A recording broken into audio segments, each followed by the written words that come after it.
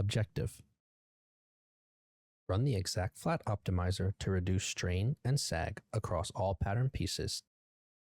The ExactFlat optimizer has many built-in materials you can choose from. In this guide, cotton 1 with linear isotropic will be used as the default material. For more information on the optimizer settings and materials options, see the optimizer settings section. Click the optimizer button in the tools section of the ExactFlat toolbar. Select all of your pattern pieces and then press enter. Set the material to cotton 1 and the metric to linear isotropic. If the material is not set to cotton 1, click browse and select cotton 1 from the material library. Click OK to start the optimization process. Watch the strain highlights shift towards white as optimization progresses. The skip button is useful when a pattern piece is already good enough for your tolerances.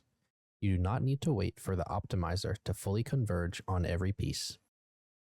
Once everything is done, click OK. This completes stage 2 of the flattening process. Key result: